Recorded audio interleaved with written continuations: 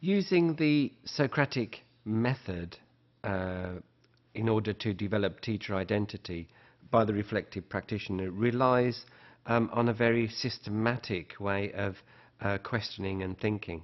And in the Socratic method, there are 4 steps that the reflective practitioner needs to engage with in order to work through that questioning and thinking process. The true goal of the Socratic method is not so much about finding answers, but the process itself, actually engaging in a critical, questioning, enquiring mode in order to move to better understandings about experience.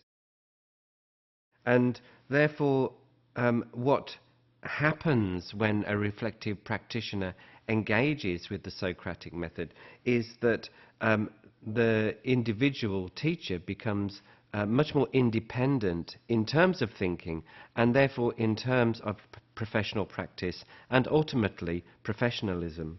And what that leads to in time is a regular process of thinking and learning, which is ongoing and very rigorous and very vigorous. And what we can do is look at the steps, these 4 steps of the Socratic method diagrammatically. Here we can see that the Socratic method is defined as a sequence moving from a situation to a decision. Let's look at an example. The learning situation in terms of the Socratic method. It might be that you're, as a teacher, experiencing some problem behavior in the classroom. Note how this is framed differently, not as a problem, not as an experience, but as a learning situation. And this is quite key for the Socratic method. The experiences that we have, the problems that we're experiencing, are not spoken of in terms of problems, but in terms of potential for learning. The first step in the Socratic method is to elicit meaning and to elicit the detail from the learning situation. And in the example we're looking at, it could be that the teacher might propose that the students are misbehaving in all lessons and not just in their own lesson. And that might be a starting point for further questioning and further exploration. The second step is for the reflective practitioner to clarify the learning situation, to get a better appreciation of the components which are creating the learning situation.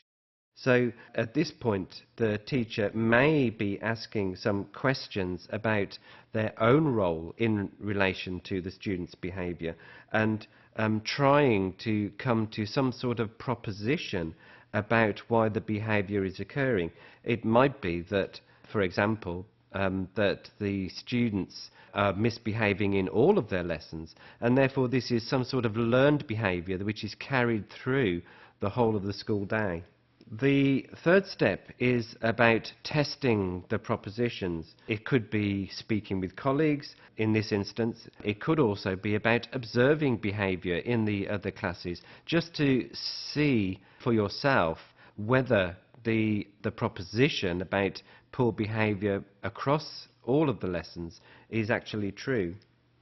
And then the fourth step is making a decision, deciding whether the proposition is true and whether the experience needs to be questioned further. So at this point you're actually testing whether what you believe is true and making a decision to either accept the proposition or to decline it, and therefore to rethink the initial idea about what is the cause of the problem in order to then begin questioning again to find a better solution.